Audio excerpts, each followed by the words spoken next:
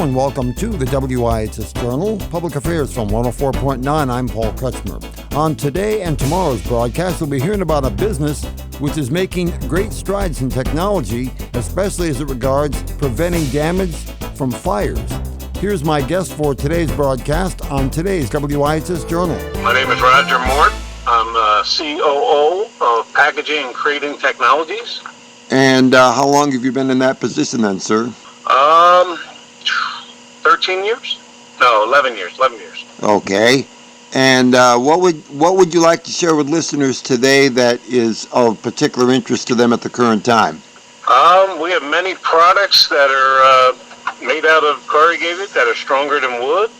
We have a new product called Thermo Shield that is a paper-based product that will put out lithium battery fires and control the thermal runaway. We have all types of products, and when they're done with them, they're green. They can go right into the recycle dumpster. Yeah. How long has products like that been in development then, sir? The corrugated crating and all was started around in 2005. The Thermo Shield, we developed it about 4 years ago. We got patented 2 years ago, and it's now being sold worldwide. Worldwide, huh? That must please you to have that kind of a market. Yeah, it's the only paper-based product in the world that can actually control and put out a lithium battery fire, which is a big scare for everybody. Yeah, it seems like things are changing in such a way that new products are coming into development and on the market all the time that present challenges that people and producers of products such as yours haven't had to deal with before. Yeah, the lithium battery market is finally people are starting to see how dangerous they can be. Yeah. And our products mitigate the danger. A battery that'll burn at 1,800 degrees without my paper. Inside my paper, it'll burn at 1,500, and take 21 hours to burn down to nothing. And you could hold your hands an inch away and barely even feel that there's a heat coming out of the box. Boy, that sounds remarkable. How long did it take to develop something like that then?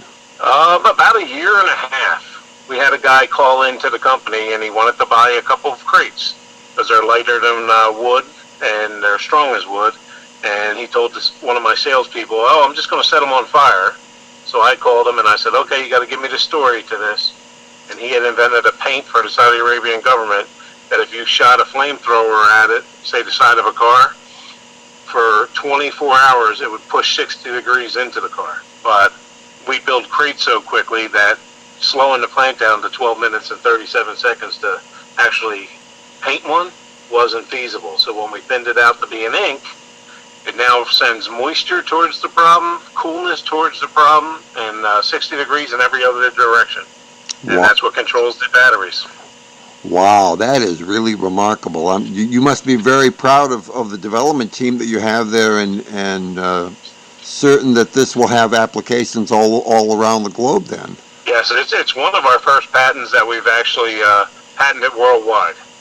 How long has your firm been in business then, sir? We started out in 2005 as 3 different companies, and then we merged together in 2012 as Pact. So we've been doing the sustainability and the green products as far as packaging all the way back to 2005. For some people, that seems like a long time ago, but really time flies pretty fast when you're working on something that really benefits a lot of people, I would suppose. Oh, yeah. Yeah, it seems like it was yesterday I started, but it can get frustrating when you're developing a new product because people don't believe it and they have to see it.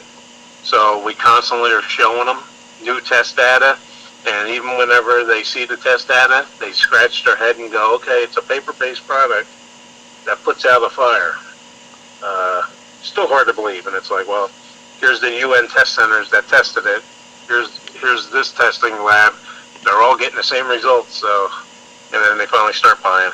So in addition to the development of a product, you also have that very significant, important marketing tool that you have to use then, because it may not be worth very much if your customer base doesn't even understand or acknowledge its presence in their life.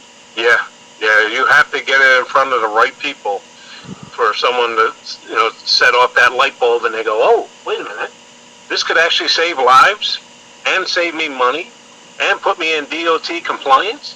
Okay, let's go, And sometimes it's just that right person.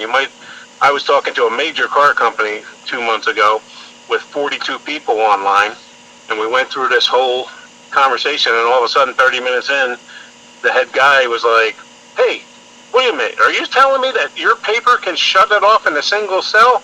And I'm like, yeah. He goes, well, why didn't you start with that? And I'm like, that was the first 28 minutes of the conversation. And he was like, oh, I'm sorry, I had you on mute because I just figured I had to be here.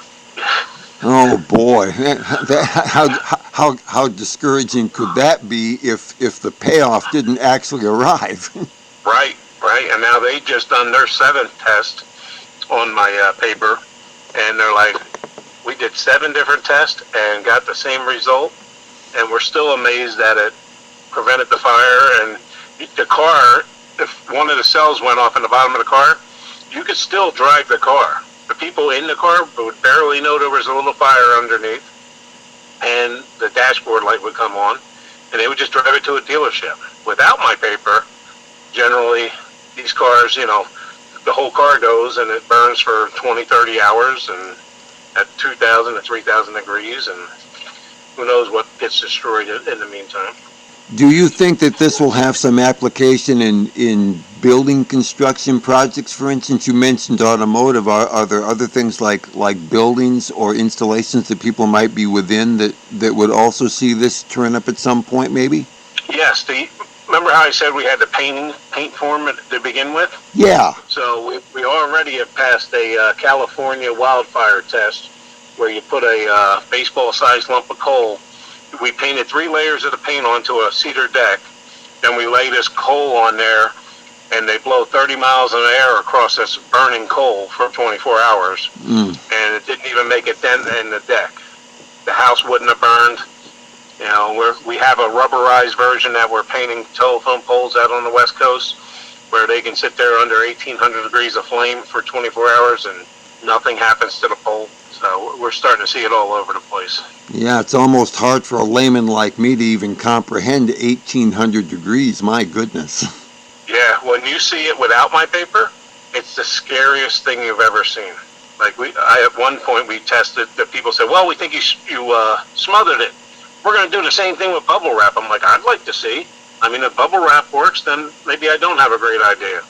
Well, when they lit it off and it went off, we had to evacuate the lab and sit outside for 4 hours. And then they came out and they're like, we just can't get it under control. And they had a 4-inch water main open running into the test chamber, and they couldn't get it under control. Anyone who has any sense of plumbing recognizes that's an enormous amount of liquid going into a situation like that that's not handling it. Yeah, it's like 10,000 gallons an hour, I think, is what they said. Oh, my goodness. Yeah. Would you anticipate that your business will keep on growing then at some kind of an exponential rate? Is it happening already for you? We've doubled in the last year. And the way things are catching on, I would say we'll probably go at least 40 times the size in 2023 and maybe even double again the following year. We'll hear more about this unusual business as it was told to us by its leader, Roger Mort, on tomorrow's WIHS Journal. For further information on what you heard on today's broadcast, call us at 860-346-1049. That's 860-346-1049. Or you can send an email to office@wihsradio.org. That's office@wihsradio.org. And we also invite you to check out WIHS 1049, our YouTube channel for past broadcasts, as we recently relaunched it. The opinions expressed are those of the participants, not necessarily those of the staff or management of the station. I'm Paul Kretschmer on the WIHS Journal, Public Affairs from 104.9 WIHS.